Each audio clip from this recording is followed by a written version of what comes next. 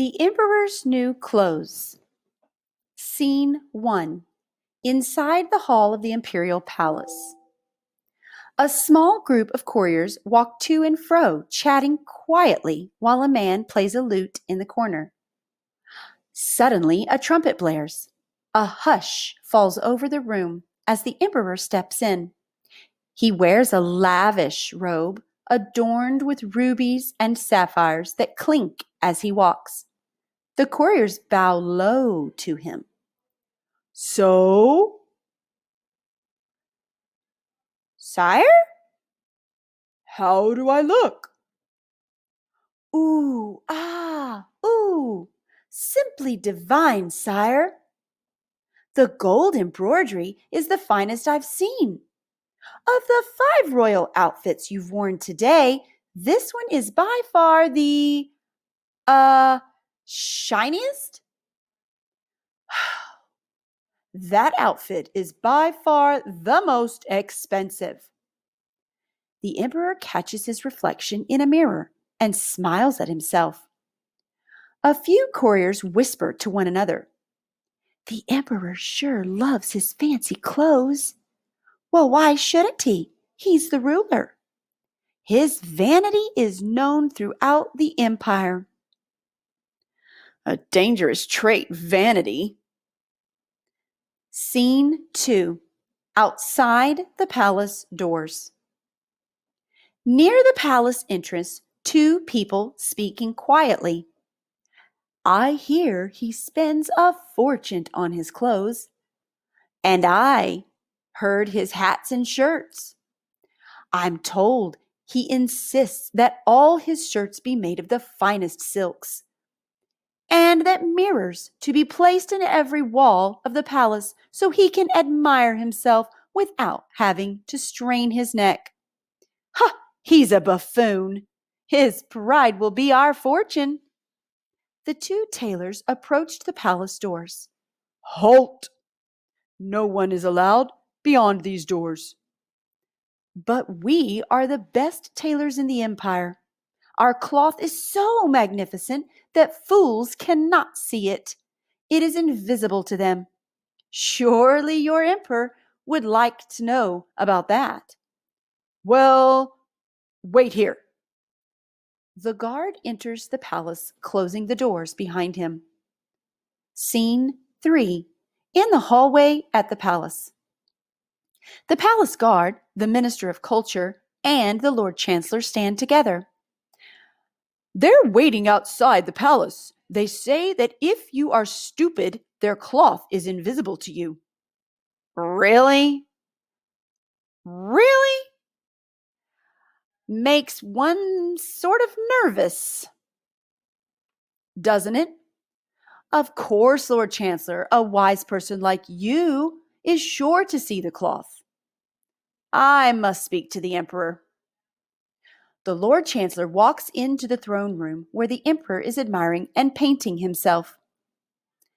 The palace guard informs me that there are 2 tailors outside the palace gates who claim to have a cloth so fine that fools cannot see it.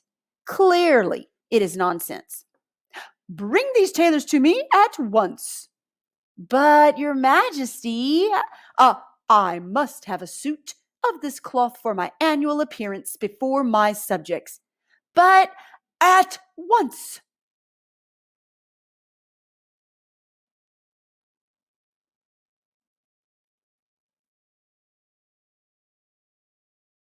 Scene 4.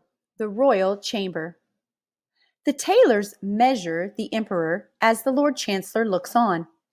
I've got 32 inches for his arms. I've got 80 inches for the both legs. I pride myself on my long legs. We'll have to weave yards and yards of cloth to make this suit. It's going to cost 3 sacks of gold, at least.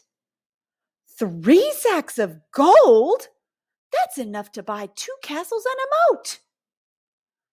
I could use a new moat.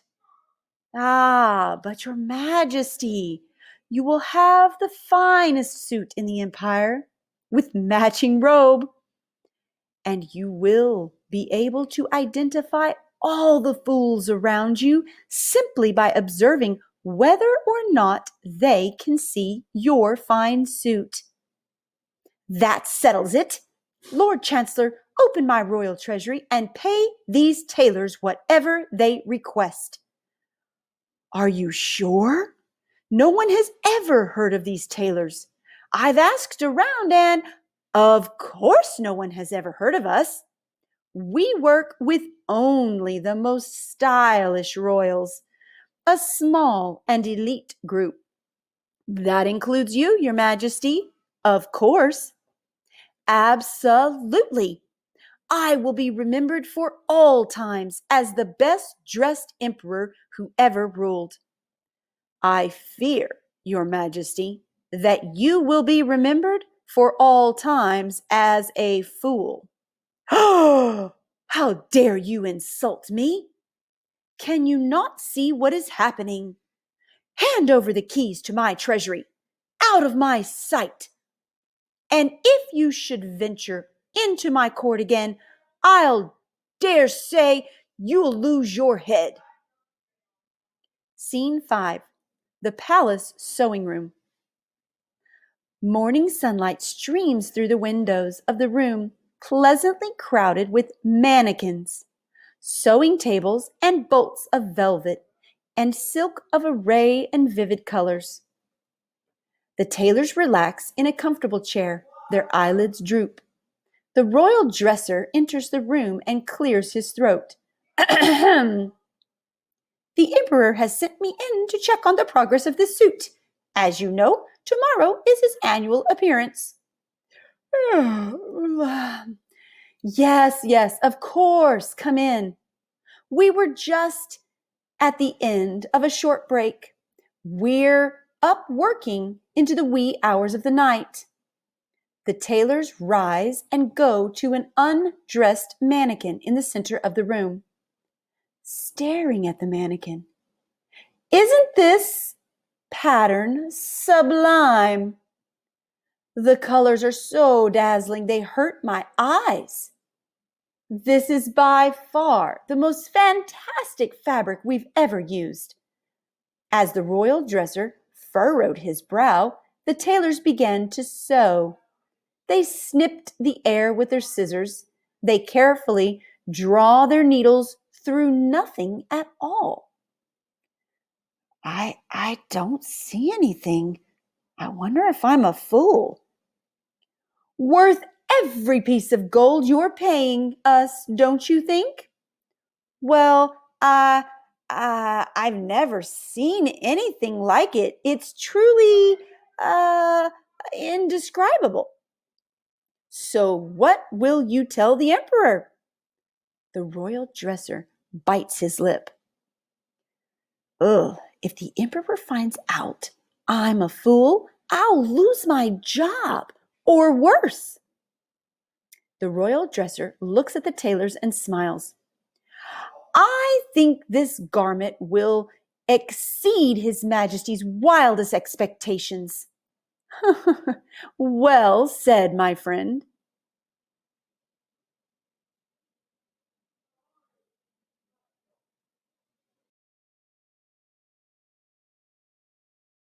Scene 6. The Royal Chamber. The royal dressmaker had a handful of courtiers watching as the emperor paced. Where are my new clothes? The ceremony begins in 10 minutes. The tailors burst through the door, their arms outstretched, straining under the weight of the imaginary garments. We're here! Finally, my clothes! Try them on, sire. Where are they? Well, can't you see them? I'm holding them up. The emperor nearly faints. He sits on his throne. Certainly this cannot be possible. The emperor calls out to the royal dresser. Bring me my glasses. Which glasses, sire? You have so many. The ones that help me see. Wearing his glasses, the emperor looks again at the new clothes. A horrified look crosses his face, but then he smiles and begins to nod. These clothes are magnificent. And the precision cut of this robe, why, it's just the right length. Robe? Well, those are your socks. Oh, yes, I meant socks. No, just kidding. Of course, that's your robe. We worked especially hard on your royal coat of armor. Your Majesty, would you do us the honor of permitting us to help you try on your new garments? The emperor begins to remove his clothes, but then he hesitates. He looks at the tailors, who smile reassuringly. The emperor finishes undressing, and the tailors pretend to help him into his new clothes. The royal dresser holds up a mirror. Your Majesty, it's astonishing how well these clothes suit you. Do you think so? Without question. Courtiers, do you not agree? Oh, yes, sire. Your calves are splendid, and your radiant royal complexion, you exude power and might. Tailors, you are a credit to this profession. Your work is exemplary, and you have my gratitude. Scene 7. Outside the palace doors. The emperor's royal subjects clamor outside the palace entrance. Step back! You'll all get a chance to see His Majesty's new clothes, unless, of course, you're a fool. Then you won't see them at all. Well, I'm a scholar, and I've read a library's worth of books. Surely I will see the clothes. The trumpets blared as the emperor steps out onto the balcony above the palace doors. He's wearing only his crown and underpants. A shocked hush falls over the crowd. I proudly stand before you, my magnificent new clothes. For a moment, the crowd is silent. Then a few people begin clapping. Soon the whole crowd is cheering. He looks so regal, so dazzling, so splendiferous. Just then, a small child points up. Look, the emperor has no clothes. There is a moment of horrified silence, and then, as if the spell had broken, everyone begins to laugh. Those must be his royal underpants. Look, he's got goosebumps. The emperor runs from the balcony into his chamber room, where the couriers stand, their faces red with shame. I've been duped! Those scoundrels! Why didn't you tell me? Go get me the Lord Chancellor and bring him to me, now! The courier runs out. A few moments later, the Lord Chancellor arrives. I am truly a fool. Why didn't you stop me? I tried, but you didn't want to listen. I am promoting you to my most senior position, for aside from a small child, you are the only one among all my subjects who had the courage to speak the truth. I am humbled and honored to serve you, as I always have been. Here is your first command. Yes, bring me some pants.